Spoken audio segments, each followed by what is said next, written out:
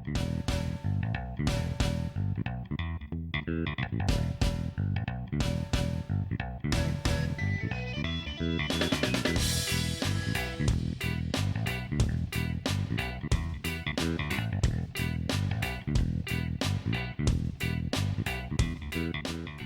to Sweethearts or Rivals. I'm Charla. I'm Justin. What are we doing today? Today we're going to do our second video in looking at the top 10 board game geek games. Right. This is a follow-up to their other video. The last video was the top 10 in January 2015. Yep. And it was kind of an abridged version of the epic quest that we wanted to do last year and we didn't have a chance to. Yeah. So this is a follow-up video to discuss some new games that are on the list, and some games have moved around the list. Yep. And some games fell off the list. And if you haven't seen that yet and you'd like to, if you just hit this little eye up here in the corner, you can go right to that first video. Right. Right on. So, let's get right into it. Number 10 is... Star Wars Imperial Assault. Do we own this game? We do not. What do we know about this game? Very little. Yeah. I don't know much. I'll be honest. I don't know anything about this game. Yeah. Except for Star Wars. Star Wars is cool. Yeah. This is new to the list. This is a newish game, and it has risen quite quickly, quite high, quite fast. Right. And all I know about it is if you've ever played Descent, which is a fantasy-based dungeon crawler. Oh yeah, I've heard people talk about them being similar. This is very similar where it's kind of it's not a dungeon crawler, but I mean you've got a map set up, a scenario, and a space crawl. Yeah, space crawl. Usually you have someone who's playing all the Imperials and everyone else is playing like the Rebellion. There's lots of miniatures, lots of dice chucking. There's campaign modes that you can play. So it's kind of almost like a blend between a board game and like a role-playing game. Okay, I'll take your word for it. Yeah, that's all I know about it. I can understand why it's popular though, because all those things you just said plus Star Wars. Yeah. I mean, that sounds like a no-brainer, really. Yeah. So, that's number 10. Yep. That's all we know. Moving on. Number 9. Number 9 is Mage Knight. Now let's see. Oh, last year was number 9. Do we own it? Not anymore. We used to own it. Yep. We played it several times. Yep. We talked about it at great length. In the previous video. Right. Yep. But it's an epic game, for sure. It does deserve its number 9. Yep. And it's interesting that it didn't change places. Yeah. In a year's time. Stuff has shifted around. Stuff has fallen off the list. Mage Knight stayed at number 9. Yeah, it's consistently good at number 9. There we go. Awesome. Number 8 is new to the list. This year. That's awesome because it is... Castles of Burgundy. That is awesome. Do we own this game? We do. Have we played this game? All the time. We played this game a lot. You play it a lot on those websites. I have at least 2 or 3 games of Castles of Burgundy going simultaneously at all times at Bourgeois, which is a French board game online site. Yeah. It's all in English, but that's, I don't know. It's probably Bois. Maybe. I don't know how to pronounce that very well. Box of games. Yeah. Yeah. But it's just awesome. And it plays so well in that turn-based online style too. I really like Castles of Burgundy. I like how you've only got so many hexes that come available each time, so each game is really different. Yeah. And I like so what you do is you're rolling dice, and each of your 2 dice is going to have a number, and each number is going to correspond to some kind of action you can do. Yep. And you're either going to take a tile and place it on your player board, or you're going to take a tile from your player board and you're going to put it in your village or your city or your empire or whatever that your domain is called. And you're building out your domain. Yep. And it's really cool because some of the tiles interact, and once they start all interacting with each other, it's really cool because you can pull off some really sweet turns. Yeah. Because you'll place this, and this lets me do that, but this lets me do that. And then it's like you've had 3 turns all in one. Yeah. And then it is a little point salad-y. You get points from a whole bunch of different things. Yep. But it's a satisfying Euro to play. Yeah. And when you're done and you get to look at your board and see how you have expanded your domain and built it up, very awesome. Yeah. Yeah. Sets up quickly, plays very quickly. It does. For a Feld. game. Yeah. Stefan Feld Well, game. you can play it in under an hour, especially once you've played it a few times. Yeah. And if you're playing it 2-player like we do, there's only so many hexes available. Yeah. So your choices are quick. Because you're like, I've got a 2. I can either do this or this with a 2. What's my best option? This. Bam, Yeah. it's done. Yeah. And then your other dice. Yep. Yeah, it plays really fast. It's good. Yeah. Awesome game. One of I'm glad to see it that it rose up yeah, into the top 10. one of my favorite Stefan Felds ever. Cool. So obviously, that's why we think it deserves the number 8 spot. Yeah. For all of those reasons. For personal reasons, yeah. So number 7. Number 7 is Agricola.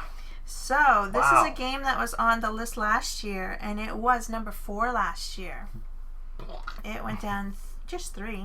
Yeah, it's not still in that the top many. 10, so it's Yeah. still way up there. People still like it. Now people might be curious. Do we own this game? Yes. Yes. Have we played this game? A couple of times, but not too many. Yeah, I've played it one more time than Justin has. Yep. It's one of those games like we talked about in a previous video. You've got to play it a lot to really understand it, Yeah. and then once you understand it, that's where the game's going to shine. Yeah. We're not quite there yet. Yeah. But I understand. Definitely, it is top 10 material. Yeah, For why sure. people who like it a lot. Right. Yeah. Yeah. You A just have lot of depth. a lot of depth. Yeah, and you only discover the depth the more times you play it. Yeah. Yeah. Yeah. Now, what is very interesting, even though Agricola only dropped a couple of spaces, it's still a top 10. What did happen was last year Agricola was here and Caverna was here, and this year they have swapped. Mm-hmm. So that's very interesting. That's a spoiler. That's okay. Okay. So now we're on number 6. Number 6. Puerto Rico. Puerto Rico. Do we own Puerto Rico? We do. Have we played Puerto Rico? Quite a few times. Yeah. Yep. I like Puerto Rico quite a bit. Yep. Which all the reasons we talked about in the last video. Yep. Because we don't want to drag on and on. But it's another satisfying Euro. Yeah. So it does all those very classic Euro-y things of building up your engine, your empire, or whatever, and it does that in a very clean way, and then throws this very unique, I'm going to do this action, and you can all follow with a lesser action. Yeah. And that, I think, is why Puerto Rico is so high and why it has such staying power, because it's an older game. Yeah, but that I take this action, you follow. Yeah. Wasn't it one of maybe the first ones that did that? One of them. I don't think the very first, but definitely one of the first games that did that. Mm-hmm. Yeah. And did it well, obviously, because Yeah. it's still number 6. Yeah. And last year, where was it? It was number 5. Yeah. So it only fell 1 spot. Yeah. I could see Puerto Rico staying in the top 10 for quite some time. Mm-hmm. Is really good. It's a great one. Yeah. Yep. A great Euro. Okay. Number 5. Number 5 is Through the Ages, down Yeah. from number 3. Yeah, down 2 spots. Dun, dun, dun. So do we own Through the Ages? Nope.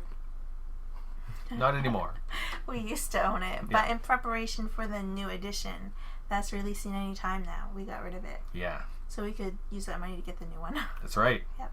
Because the new one looks amazing. I cannot wait to get this and play it. It's going to be awesome. They've streamlined it. Streamlined it. Yeah. And they've got some new art. New graphics, yep. Some nice new bits. Yep. Yep. New balance to all the cards. Right. Yeah. That's really a lot of places that have been watching about this game. They talk about that. Yeah. How they took data from games played and actually used what cards got picked the most, what cards got picked the least, and used that information to re-streamline the game. That's fascinating to me. Yeah, it's awesome. I'm very statistically minded, so that's Yeah. No, it's awesome. I find it interesting that it's dropped from 3 to 5, and then I'm very interested to see what's going to be next year. Edition. Yeah. Yeah. In a year's time. Is the new edition going to be like taking over for Through the Ages, or is it going to have its own like slot or entry? Doesn't it have its own entry on the Board Game Geek? I don't know. I'm going to have to we'll check that have out. to double check on that. Yeah. Because it's Through the Ages, a story of civilization, and the new one is a new story. Yeah. So I don't know if it's just going to be the newest edition, in which case it takes the same entry, or is it going to have its own entry? So I'm very interested in how that's going to change next year. Yeah. So we'll have to do a follow-up next year. Yeah, we should. Yeah. Mm-hmm. Cool. Awesome. So Number 4, you already mentioned, you spoiled it, it's Caverna. Caverna. Do we own Caverna? We do. Have we played Caverna? Quite a few times. Yes. Yep. Caverna is one of those games, it's very similar to Agricola in theme, but it's got all of its options are open, all the little tiles you can buy to put in your cave or on your farm side. Yep. All of those little tiles are available at all times. Yeah. You have a great big like layout of all of them off to the side that everyone can just kind of peruse and decide what they're going to try to do. Right. Yeah. So it lends itself well to, I have never tried this strategy before, let me try this. Which makes the game very replayable. Yeah. But lots of depth. If you're a player that gets overwhelmed by that, it's going to be trickier for you to do different strategies. Or if you're a player that min-maxes all of it, you might have like your favorite strategy that you always want to go for. Yeah. And it only changes up when like someone takes something from your preferred strategy. True. But it's definitely a very interesting game. Yep. I really enjoy it every time I play it. It's just I do get a little overwhelmed. I'm one of those players that when everything's available, it's a little much for me. Yeah. If we had some kind of like box inlay organizer to make it easier to set up, I could see this hitting the table more often. Yeah.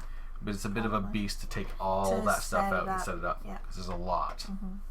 And like you said, it is very interesting that they pretty much reversed. Yep. Caverna was number 6 last year, so it moved up 2 spaces. Yep. Where Agricola was number 4, it moved down 3. So it's kind of interesting that one went up 2, one went down 3. Yeah. Yeah, we'll see where that goes next year. Yeah. Yeah. Cool. Number 3 is Terra Mystica. We do own Terra Mystica. Yep. We play it? We play it every now and then. Quite a few times. Yep. Yep. And we do have the expansion for it. Yep. And we enjoy it quite a bit. Quite a bit. Yep. I really enjoy the player board, how you manipulate your buildings onto your map. Yeah. And that terrain track. And of course, the how you shift your mana in your bowls. That's a good puzzle. Yeah. Very cool. It's a little county to manage, but yeah. I like counting, so it doesn't bug me. Everything that's on the player board is awesome. Everything on the main board is okay. Well, and that's because we play it 2 players. Yeah. It's really probably a 3 or 4 player game. Yeah. Does it go up to 5 or 4? I think it's 5. Yeah. Yeah, it definitely shines with the more players that you play it with, for sure. Yeah. But it's definitely an excellent, epic kind of game with the fantasy theme. Yeah. And all the interconnectivity of everything works really well together.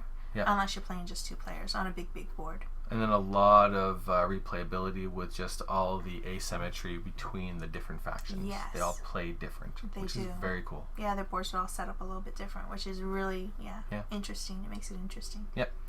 Very, very understandable why it's so high on the list. Number 2 is Twilight Struggle. Twilight Struggle. Do we own Twilight Finally Struggle? taken off of its pedestal of number 1. Oh my. Dethroned. Oh heavens. I didn't know there was a movement out there to dethrone Twilight Struggle. I don't know. Although I did hear that when it got moved down, there was a whole movement to try to bring it back. I know. Which that's just silly. I think it's just foolish. Yeah. Whatever. But we do not own Twilight Struggle. No, we do not. We have not played Twilight Struggle. We have not. So we really can't speak too much to Twilight Struggle. No. Except we do know it's a war type of game. 2 sides, head to head. Yep. About the Cold War. So it's about the Cold War, so it's not direct battle. No. Which is interesting. It's all political machinations and stuff like that. Intrigues and stuff. Yeah. I think the reason it's so high is the same reason as a lot of these are so high, is there's a lot of depth, and those that really get into the game and invest that time love it. And they rate it very high. Yeah. I think that's why. Yeah. Which means there's a new number 1, and Twilight Struggle has been number 1 for as long as I can remember. Yeah, as long as we've been like involved in the BGG. Heavy, yeah. Yeah. So it has finally been dethroned, and it's been dethroned, and the new number 1 is brand new to the list. It was brand new last year. Yeah, that's crazy. I don't even think it was released that late or that early in the year. No, I don't think this game has been out for much more than half a year right now. Yeah. Maybe a little bit more, but I'm not sure the exact date. Yes. But it's brand new, and it's crazy. Without further ado, Pandemic Legacy. Yeah. Like anyone Not doesn't really know surprised. that. Yeah. Anyway, it's very interesting. I found that this one flew to the top of the list. Like it flew. Oh yeah. Like on a jet plane. Yeah. across the ocean, like in Pandemic Legacy. Do we own it? We don't. Do we ever played it? No. No. But we have played Pandemic. Yep. So we know the basic mechanics of the game. Yeah. Now the Legacy is different because you've got a secret box that you get to open up secret things. Yeah. When other secret things happen in the game. Yeah. So, I mean, 50% of that game's appeal has got to be that secret box. Because the surprises... I think more than that. More than 50%? Oh, yeah. See, I haven't played it yet, so... Yeah. But that secret box, I think, is where it's at. That's what makes this game so spectacular. Yeah, because you're playing Pandemic, which is a very popular, very, like, well-designed game that a lot of people enjoy. You're playing that... But then the whole Legacy basically takes a game that's just a game and turns it into a narrative. Yeah. And it's not just a narrative that everyone who plays is going to have the same narrative. It's a narrative that is completely unique to your playthrough. And I think it's because... That's amazing. You're kind of playing... You're playing through 12 months of the year. Mm-hmm. You can play each month twice, I think. Yeah. Something like that? Yeah. So you have up to 12 if you failed every single time. Yeah, up to 12 to 24 plays out of the box. Mm-hmm. And it's like you're in your own movie, I think. Yeah. And I think that's probably a great appeal of the game as well. Yeah. It actually takes and makes it into... Without trying to make it a role-playing game, it almost becomes a role-playing game because the stuff that's happening to your character, like, stays there. It's permanent. It's permanent. And so, yeah, it becomes a movie. Yeah. The legacy aspect of Pandemic Legacy, just the idea of it blows my mind, and I love it, and I want to get into it, and I just cannot wait to get into that. But I'm not a big fan of Pandemic. For me, I'm not either, and it's because of the subject matter. Yeah. Because I don't like thinking about that scary kind of disease-ridden world, that. I don't want to think about that in my normal life, and I don't want to bring that into my gaming life either. Mm-hmm. But I think one of the reasons that it works so well for Pandemic is because of the subject matter.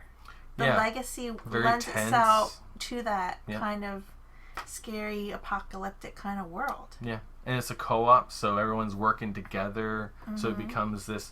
It almost becomes like an HBO series. Something. Yeah, like it's you know, very intense subject matter with lots of drama. Well, they've already made movies about it. I just was thinking though, if some like studio director like buys a case of or a box of Pandemic Legacy, plays through it, and then makes a movie about it. And yeah, bases the script specifically on their playthrough. On that playthrough. Hilarious. Yeah. If it happens, you heard it here first. Yeah. So it's very understandable why this is number one. For sure. Because like there are other legacy games out there, or games that take the legacy idea, but I think this is the first one that has really gone to this level. And I think because Pandemic also was getting to the point of almost mass market. Like it was in a lot of different stores. Like it wasn't just in online gaming stores, and it wasn't just at your friendly local gaming store. It was also at other retailers. Yep. So the audience that it touched already as the base game was humongous. Yep. So all those people who already knew Pandemic would be very awesomely interested to play the Legacy. Yeah. So if even half of that audience, which is probably huger than most of the other audiences for the games on the list, even if half of those people voted a high number, of course it was going to get to number one. Do I want to play Pandemic Legacy? If somebody bought it and set up the scheduling so that we could play it regularly, I would like to be involved in that. Mm-hmm. Am I going to run out and buy it so that just me and you can play it? Probably not. No. It does make me very excited for the next Legacy game that has something else instead of the Pandemic. Subject matter. Yeah. So that I'm very interested in. But I have heard that it's a good two-player experience. Yeah. So, yeah. I mean, we could, but I'll wait for the next one. Yeah. Because, I think... Because a lot of people, they play their first game, and you hear them, I had to play like 3 more because it was so awesome. Yeah. If I ended up playing 4 games of Pandemic Legacy in one night, and then I fell asleep and I dreamed about Pandemic Legacy... I'd be very not good for working the next day. It would upset me way too much. Yeah. I'm just soft that way, I guess. And I believe there's one coming out soon that's almost done. They're still working on some details, but it's more of a fantasy based. I could do fantasy. Yeah. Yeah. So very interested in that one. Mm-hmm. Yeah, that's going to be cool. Yeah. All right. So I think that's our summary or our follow-up video to the Epic Quest unabridged version of the Board Game Geek. Yep. From 15, and that was 16. And maybe next year, if enough people like this or comment, maybe we'll do a follow-up next year for the 2017. We'll probably just do one anyway. Yeah, we'll probably just do it but anyway. Comments are nice. Yeah. Any comments you want to say, just put them down there below. Yep. Awesome. Right on. Thanks for watching. And we'll see you in the next video, or if you listen to this on the podcast, we'll talk at you later. Laters.